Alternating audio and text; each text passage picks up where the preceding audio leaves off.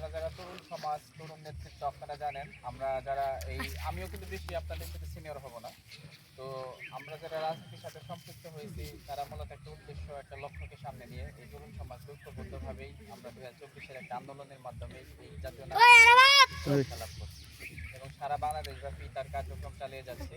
এখন যেহেতু ফুটবল খেলার মৌসুম, সারা মির্জাপুরে আমরা একটা প্ল্যান করেছি যে বিভিন্ন ইউনিয়ন ওয়ার্ড লেভেলে যে এরকম যে মাঠগুলো আছে, যেখানে আপনারা বিকেলে বেলা এরকম খেলাধুলা করেন, কিংবা অনেক সময় কিন্তু আপনারা ইয়েও করেন, এই যে ফুটবল খেলার যে কি বলে ওটাকে লিগ ছাড়েন, এগুলো আমাদের বললেও আমরা সেগুলো আয়োজন করে দেবো।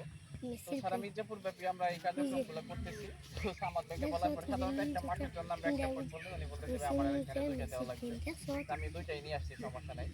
তো আমরা আপনাদের যেখানে এখানে দুইটা টিম আছে, এই দুইটা টিমের সাথে আপনাদের যারা দল প্রধান আছেন তারা আমাদের কাছ থেকে দুইটা টিম আমরা ফুটবল দুইটা দিয়ে যাবো আপনাদের হাতে। আমরা চাই মাদকের বিরুদ্ধে এই তরুণ সমাজ এই খেলাধুলার মাধ্যমে সমাজকে আরো এগিয়ে নিয়ে যাবে সামনের দিকে।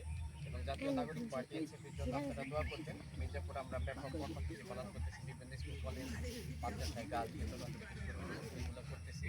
আমাদের জন্য দোয়া করবেন, আপনাদের সবসময় পাশে চাই এবং আপনাদের সবসময় আমরা আমাদের কোনো সহযোগিতা লাগলে বলবেন, এবং সামান্য আমাদের আপনাদের এলাকায় আছে ওনাকে বলবেন, তার মাধ্যমে আমরা জানতে পারবো। আমার গ্রামের বাড়িও কিন্তু বেশি দূরে না, আমি অবাক হয়েছি, এখানে আমি আসলে থাকি নাই তো, পড়াশোনা করছি বাইরে, সেক্ষেত্রে আমার গ্রামের বাড়ি কিন্তু পাথরঘাটাতে বাজারের পূর্ব সাইডে, এবং আমি অবাক হয়েছি এই রাস্তার ওই পাশ থেকে নাকি গৌহাতলি মৌজা, আমি তাও জানতাম না, খুবই কাছে, অথচ এই মাঠে যে আছে এটা আমি জানতাম না।